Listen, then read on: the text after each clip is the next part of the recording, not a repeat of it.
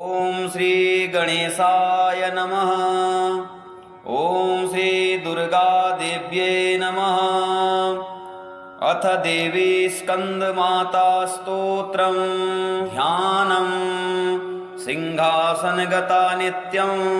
पद्माञ्चितकरद्वया शुभदास्तु सदा देवी स्कंदमाता यशस्विनी। वंदे वाञ्छितकामार्थे चन्द्रार्धकृतशेखरां सिंहरूढा चतुर्भुजा स्कंदमाता यशस्विनीं। देवी स्कंदमाता स्तोत्रम् शिवा प्रभा समुज्ज्वलां स्फुच्छसागशेखरां ललाटरत्नभास्करां जगत्प्रदीप्तभास्करां महेन्द्र कश्यपार्चितां सनत्कुमारसंस्तुतां सुरासुरेन्द्रवन्दिता यथार्थनिर्मलाद्भुताम् अतर्करोचिरुविजाम्बिकारदोषवर्जितां मुमुक्षुभिर्विचिन्तितां विशेषतत्त्वमुचितां नानालङ्कारभूषितां महेन्द्रवाहनाग्रजां सुशुद्धतत्त्वतोषणां त्रिवेदमारभूषणां सुधार्मिकोपकारिणी सुरेन्द्रवैरिघातिनीं शुभां पुष्पमालिनीं सुवर्णकल्पशाखिनीं तमोन्धकारयामिनीं शिवस्वभावकामिनीं सहस्रसूर्यराजिकां धनज्जयोग्रकारिकां सुशुद्धकालकन्दला सुभृडवृन्दमज्जुलां प्रजायिनी प्रजावती नमामि मातरं सतीं स्वकर्मकारणे गतिं हरिप्रिया च पार्वतीं अनन्तशक्तिकान्तिदां यशोऽर्थभुक्तिमुक्तिदां पुनः पुनर्जगद्दितां नमाम्यहं सुरार्चितां जयेश्वरी त्रिलोचने प्रसीद देवी पाहि मां। शिवा प्रभा समुज्ज्वलां स्फुच्छसागशेखरां ललाटरत्नभास्करां जगत्प्रदीप्तभास्करां महेन्द्र कश्यपार्चितां सनत्कुमारसंस्तुतां सुरासुरेन्द्रवन्दिता यथार्थनिर्मलाद्भुताम् अतर्करोचिरुविजाम्बिकारदोषवर्जितां मुमुक्षुभिर्विचिन्तितां विशेषतत्त्वमुचितां नानालङ्कारभूषितां महेन्द्रवाहनाग्रजां सुशुद्धतत्त्वतोषणां त्रिवेदमारभूषणां सुधार्मिकोपकारिणी सुरेन्द्रवैरिघातिनीं शुभां पुष्पमालिनीं सुवर्णकल्पशाखिनीं तमोन्धकारयामिनीं शिवस्वभावकामिनीं सहस्रसूर्यराजिकां धनज्जयोग्रकारिकां सुशुद्धकालकन्दला सुभृडवृन्दमज्जुलां प्रजायिनी प्रजावती नमामि मातरं सतीं स्वकर्मकारणे गतिं हरिप्रिया च पार्वतीं अनन्तशक्तिकान्तिदां यशोऽर्थभुक्तिमुक्तिदां पुनः पुनर्जगद्दितां नमाम्यहं सुरार्चितां जयेश्वरी त्रिलोचने प्रसीद देवी पाहि मां। शिवा प्रभा समुज्ज्वलां स्फुच्छसागशेखरां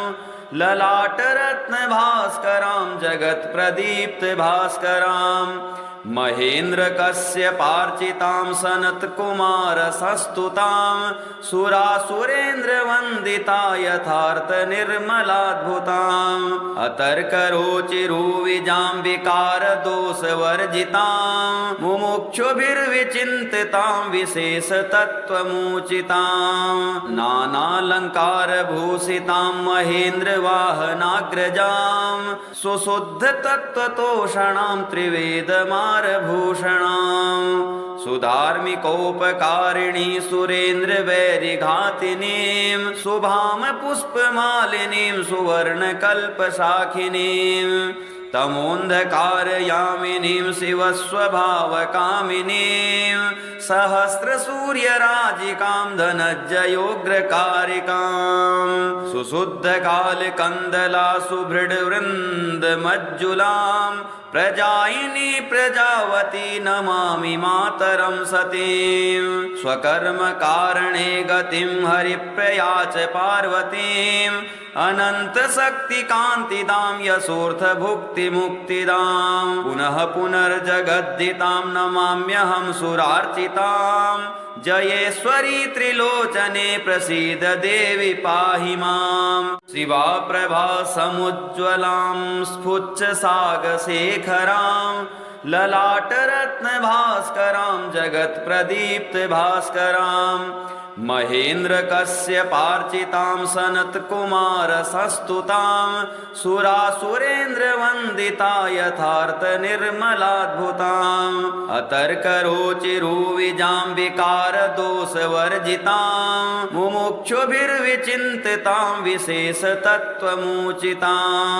नानालङ्कारभूषितां महेन्द्रवाहनाग्रजां सुशुद्धतत्त्वतोषणां त्रिवेदमारभूषणां सुधार्मिकोपकारिणी सुरेन्द्रवैरिघातिनीं शुभां पुष्पमालिनीं सुवर्णकल्पशाखिनीं तमोन्धकारयामिनीं शिवस्वभावकामिनीं सहस्रसूर्यराजिकां धनज्जयोग्रकारिकां सुशुद्धकालकन्दला सुभृडवृन्दमज्जुलां प्रजायिनी प्रजावती नमामि मातरं सतीं स्वकर्मकारणे गतिं हरिप्रिया च पार्वतीं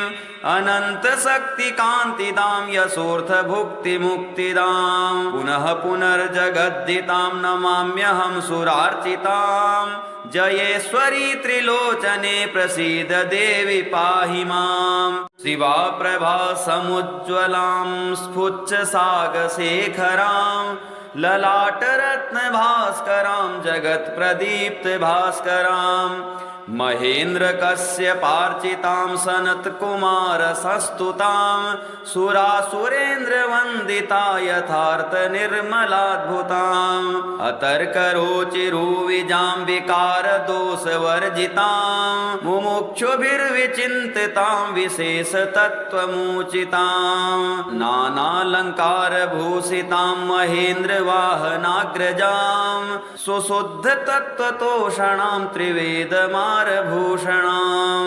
सुधार्मिकोपकारिणी सुरेन्द्रवैरिघातिनीं शुभां पुष्पमालिनीं सुवर्णकल्पशाखिनीं तमोन्धकारयामिनीं शिवस्वभावकामिनीं सहस्रसूर्यराजिकां धनज्जयोग्रकारिकां सुशुद्धकालकन्दला सुभृडवृन्दमज्जुलां प्रजायिनी प्रजावती नमामि मातरं सतीं स्वकर्मकारणे गतिं हरिप्रिया च पार्वतीं अनन्तशक्तिकान्तिदां यशोऽर्थभुक्तिमुक्तिदां पुनः पुनर्जगद्दितां नमाम्यहं सुरार्चितां जयेश्वरी त्रिलोचने प्रसीद देवि पाहि मां शिवा प्रभा समुज्ज्वलां स्फुच्छसागशेखरां ललाटरत्नभास्करां जगत्प्रदीप्तभास्करां महेन्द्रकश्यपार्चितां सनत्कुमारसंस्तुतां सुरासुरेन्द्रवन्दिता यथार्थनिर्मलाद्भुताम् अतर्करोचिरुविजां विकारदोषवर्जितां मुमुक्षुभिर्विचिन्तितां विशेषतत्त्वमुचितां नानालङ्कारभूषितां महेन्द्रवाहनाग्रजां सुशुद्धतत्त्वतोषणां त्रिवेदमारभूषणां सुधार्मिकोपकारिणी सुरेन्द्रवैरिघातिनीं शुभां पुष्पमालिनीं सुवर्णकल्पशाखिनीं तमोन्धकारयामिनीं शिवस्वभावकामिनीं सहस्रसूर्यराजिकां धनज्जयोग्रकारिकां सुशुद्धकालकन्दला सुभृडवृन्दमज्जुलां प्रजायिनी प्रजावती नमामि मातरं सतीं स्वकर्मकारणे गतिं हरिप्रिया च पार्वतीं अनन्तशक्तिकान्तिदां यशोऽर्थभुक्तिमुक्तिदां पुनः पुनर्जगद्दितां नमाम्यहं सुरार्चितां जयेश्वरी त्रिलोचने प्रसीद देवि पाहि मां शिवा प्रभा समुज्ज्वलां स्फुच्छसागशेखरां ललाटरत्नभास्करां जगत्प्रदीप्तभास्करां महेन्द्रकश्यपार्चितां सनत्कुमारसंस्तुतां सुरासुरेन्द्रवन्दिता यथार्थनिर्मलाद्भुतां अतर्करोचिरुविजां विकारदोषवर्जितां मुमुक्षुभिर्विचिन्तितां विशेषतत्त्वमुचितां नानालङ्कारभूषितां महेन्द्रवाहनाग्रजां सुशुद्धतत्त्वतोषणां त्रिवेदमारभूषणां सुधार्मिकोपकारिणी सुरेन्द्रवैरिघातिनीं शुभां पुष्पमालिनीं सुवर्णकल्पशाखिनीं तमोन्धकारयामिनीं शिवस्वभावकामिनीं सहस्रसूर्यराजिकां धनज्जयोग्रकारिकां सुशुद्धकालकन्दला सुभृडवृन्दमज्जुलां प्रजायिनी प्रजावती नमामि मातरं सतीं स्वकर्मकारणे गतिं हरिप्रिया च पार्वतीं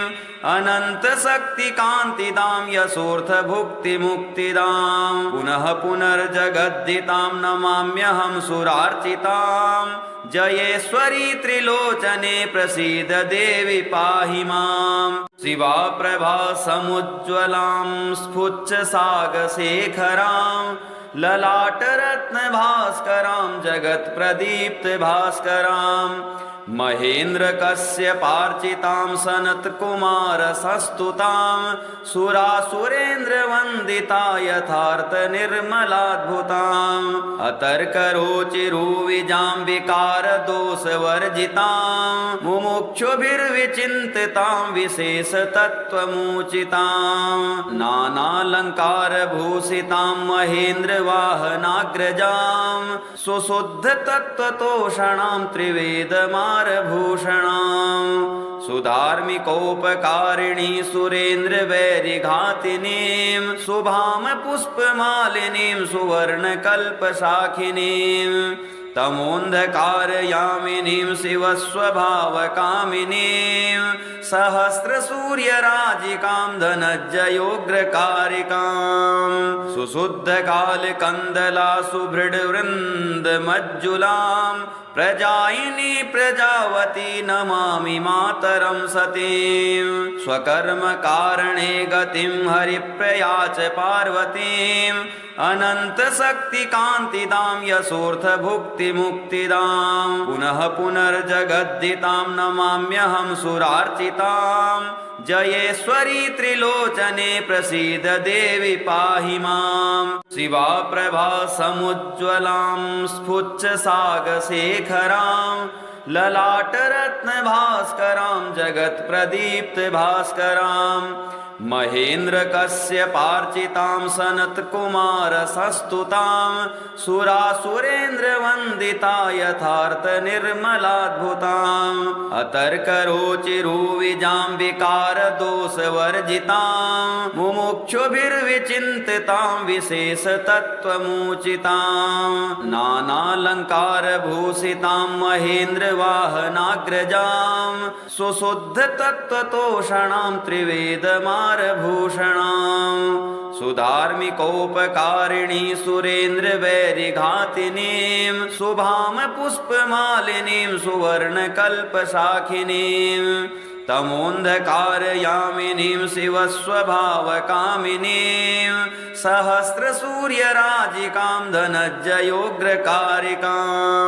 सुशुद्धकालकन्दला सुभृडवृन्दमज्जुलां प्रजायिनी प्रजावती नमामि मातरं सतीं स्वकर्मकारणे गतिं हरिप्रिया च पार्वतीं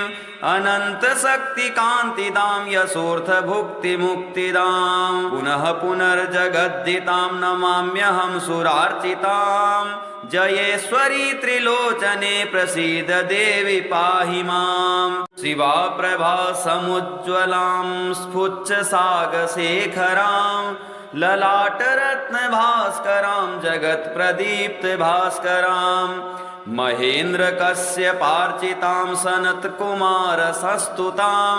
सुरासुरेन्द्रवन्दिता यथार्थनिर्मलाद्भुताम् अतर्करोचिरुविजां विकारदोषवर्जितां मुमुक्षुभिर्विचिन्तितां विशेषतत्त्वमुचितां नानालङ्कारभूषितां महेन्द्रवाहनाग्रजां सुशुद्धतत्त्वतोषणां त्रिवेदमारभूषणां सुधार्मिकोपकारिणी सुरेन्द्रवैरिघातिनीं शुभां पुष्पमालिनीं सुवर्णकल्पशाखिनीं तमोन्धकारयामिनीं शिवस्वभावकामिनीं सहस्रसूर्यराजिकां धनज्जयोग्रकारिकां सुशुद्धकालकन्दला सुभृडवृन्दमज्जुलां प्रजायिनी प्रजावती नमामि मातरं सतीं स्वकर्मकारणे गतिं हरिप्रिया च पार्वतीं अनन्तशक्तिकान्तिदां यशोऽर्थभुक्तिमुक्तिदां पुनः पुनर्जगद्दितां नमाम्यहं सुरार्चितां जयेश्वरी त्रिलोचने प्रसीद देवि पाहि मां शिवा प्रभा समुज्ज्वलां स्फुच्छसागशेखरां ललाटरत्नभास्करां जगत्प्रदीप्तभास्करां महेन्द्रकश्यपार्चितां सनत्कुमारसस्तुतां सुरासुरेन्द्रवन्दिता यथार्थनिर्मलाद्भुताम् अतर्करोचिरुविजां विकारदोषवर्जितां मुमुक्षुभिर्विचिन्तितां विशेषतत्त्वमुचितां नानालङ्कारभूषितां महेन्द्रवाहनाग्रजां सुशुद्धतत्त्वतोषणां त्रिवेदमारभूषणां सुधार्मिकोपकारिणी सुरेन्द्रवैरिघातिनीं शुभां पुष्पमालिनीं सुवर्णकल्पशाखिनीं तमोन्धकारयामिनीं शिवस्वभावकामिनीं सहस्रसूर्यराजिकां धनज्जयोग्रकारिकां सुशुद्धकालकन्दला सुभृडवृन्दमज्जुलां प्रजायिनी प्रजावती नमामि मातरं सतीं स्वकर्मकारणे गतिं हरिप्रिया च पार्वतीं अनन्तशक्तिकान्तिदां यशोऽर्थभुक्तिमुक्तिदां पुनः पुनर्जगद्दितां नमाम्यहं सुरार्चितां जयेश्वरी त्रिलोचने प्रसीद देवि पाहि माम्।